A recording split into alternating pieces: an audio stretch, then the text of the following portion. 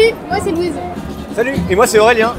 On est doctorante et doctorant à l'université. Ça veut dire qu'on prépare actuellement notre thèse. Enfin là, aujourd'hui, on va sortir un peu de notre travail pour vous parler de la LPPR. Est-ce que vous connaissez la LPPR? Dit comme ça, c'est assez obscur. En fait, la LPPR, c'est la loi de programmation pluriannuelle de la recherche. C'est pas forcément plus clair.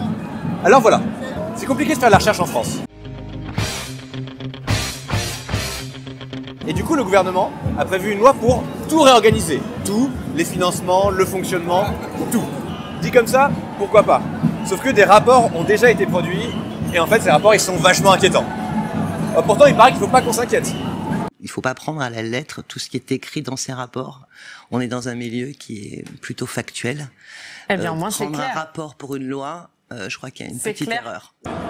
Ah ouais? Les rapports ne se transforment jamais en loi? Pourtant, c'est un peu ce qui est en train de se passer en ce moment avec le rapport de Levoy et la réforme des retraites. Vous savez, celle pour laquelle il y a des gens qui manifestent en ce moment.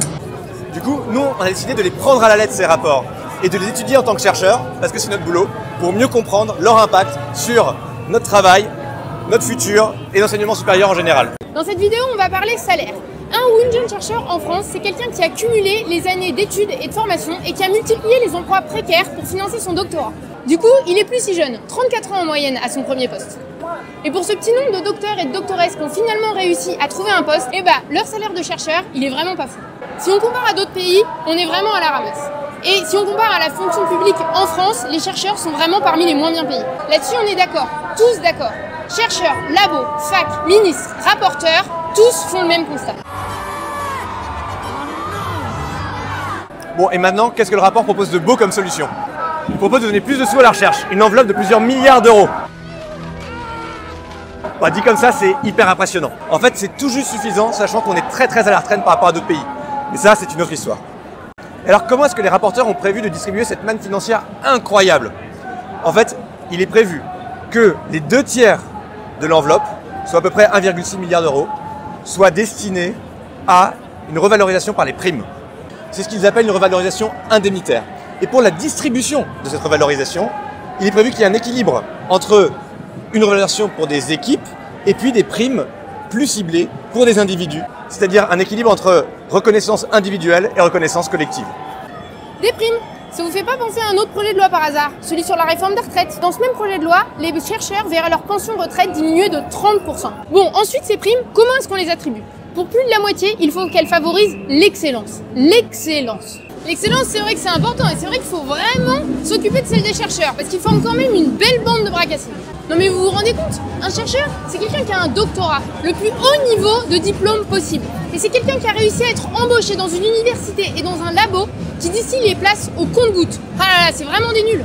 En vrai, les primes à l'excellence, c'est destructeur pour la recherche. Ça favorise la compétition entre chercheurs et entre groupes de recherche. Typiquement, entre les grandes facs des grands pôles urbains et les petites facs à rayonnement départemental, où sera-t-il le plus facile de décrocher le pactole des primes? Et donc, vers quelle fac se tourneront les chercheurs? Où seront donnés les meilleurs enseignements? Surprise, à Paris. Cette distinction entre les différentes universités, elle existe déjà. Mais là, ça va empirer, ça va créer un gouffre. Par ailleurs, la logique des primes, c'est très pratique pour valoriser certains champs de recherche au détriment d'autres. En fait, il est très difficile de choisir quel champ de recherche privilégier à partir de critères de moralité ou d'utilité immédiate. Alors nous, on a une proposition pour notre ministre, puisqu'elle dit ne pas se fonder uniquement sur les rapports. On pourrait par exemple commencer par débloquer le point d'indice, parce que ça fait 10 ans qu'il est gelé, depuis 2010. Donc ça fait 10 ans que l'hiver est là et on a eu le temps de congeler. Oh, that's all right, I'm fine. You're not. You're freezing. Des salaires qui n'augmentent pas, avec l'inflation, ça fait une perte très importante de pouvoir d'achat. Au dégel du point, qui nous est dû, doit s'ajouter une revalorisation de la grille indiciaire de tous les enseignants-chercheurs. Non seulement pour rattraper les 10 ans de gel, mais aussi parce que débuter sa carrière à 34 ans en moyenne et être payé 2200 € brut à bac plus 10, vraiment nous, on trouve pas ça normal. Merci de nous avoir regardé et écouté. Vous trouverez un peu de documentation ci-dessous. Et à bientôt pour de prochaines vidéos sur la LPPR. Maintenant, vous savez ce que ça veut dire.